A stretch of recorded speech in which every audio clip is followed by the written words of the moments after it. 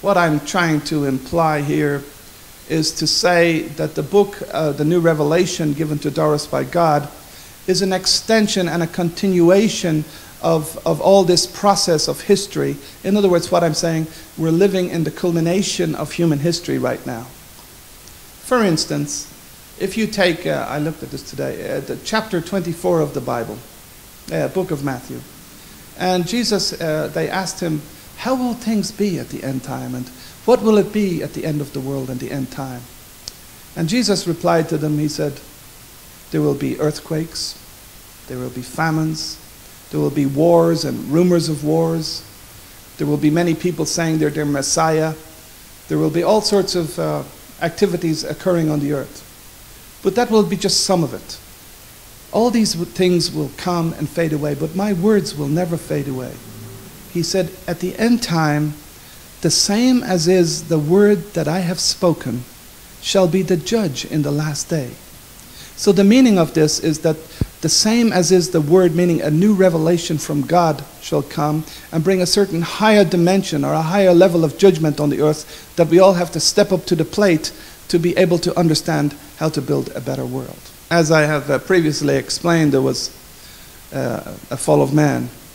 There was a spiritual fall and a physical fall.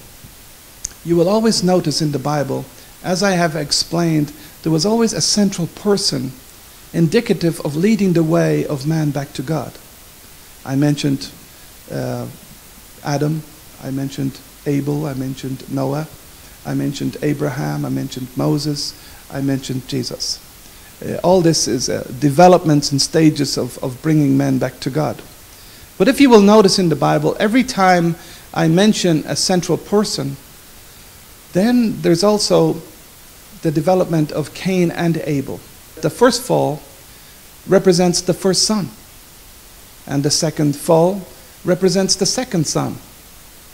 If these two people, centered upon God, can unite together, they will reverse the process symbolically and bring us back into a position where a condition will be set for a new Adam, or a man that does not have good and evil within him, but will have just goodness in relationship to God. This would be called the Messiah, or the anointed person, and God was trying throughout history to try to bring this about until Jesus came. And you will notice that this happened with Cain and Abel, except for Cain killed Abel, and then Ham and Japheth at the time of Noah, and then Jacob and Esau at the time of Abraham, and Joshua and Caleb at the time of Moses. And then at the time of Jesus, we have John the Baptist and Jesus. John the Baptist was the son of the highest priest of Israel. And everybody knew that he was a great man, a great speaker. He was a phenomena in the age. And he baptized all the people. And he said things about Jesus like, there's one coming mightier than me, and whose shoes I am unworthy to untie. He says, when that man comes, he will be much more greater than me. But when the time came in the river, where Jesus came to meet him in the river in the baptism, God said to John the Baptist, this is my beloved Son, of whom I am well pleased.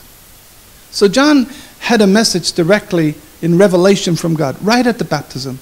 He knew from his early birth, from his father, who was the highest priest of all Israel, before the great and the terrible day of the Lord shall come, first must come the Elisha. So the scribes and Pharisees of the time waited for 2,000 years for a Messiah to come. So for Jesus to take the position of being a Messiah, he would have to prove that Elisha came to testify unto him who he was. The 12 disciples of Jesus were ordinary fishermen. They were ordinary, uneducated individuals.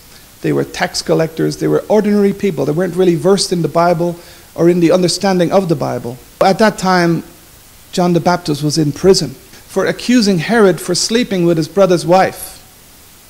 He was judging the king. But Jesus Christ was forgiving Mary Magdalene for the same crime that John the Baptist was accusing the king. So they were preaching different gospels. They were not united. The disciples of Jesus went to visit John in the prison.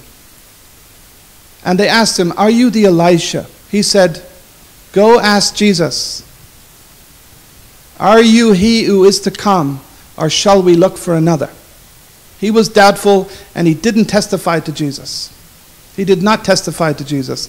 Now, had he testified to Jesus, and he was the son of the highest priest of Israel, and the people could have a positive attitude towards Jesus in the world, maybe Jesus would not have been rejected by the people, but accepted by the people, and not crucified, and not beaten, and not rejected by the faith of the Jewish people at that time.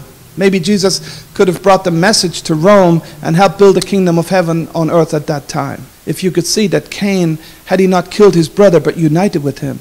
If you could see throughout history that Jacob and Esau did unite, and they made a foundation for the Jesus to come. So what I'm trying to say here is there's great mistakes that have been made in human history. Now the point today is we're speaking of the direct dominion of God, and we're speaking and saying to people, God himself is speaking directly to the heart of every single person on the face of the earth today, not just Jesus Christ. Something of a phenomena has occurred on the earth, and it's causing great confusion, but it's also causing great love and a great transformation of the spiritual and the physical worlds. And we are proclaiming in this book that the kingdom of heaven is at hand. The kingdom of heaven is the place of true love.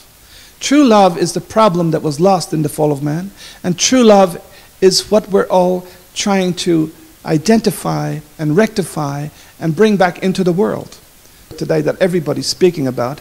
Everybody's speaking about the end time, but it's not about the end time. This book is speaking about a new beginning. It's speaking about a beginning of a new age, putting the past behind, but identifying what evil is, restoring the problem, and putting together a new world and identifying a direction for all humanity for the future. That's it.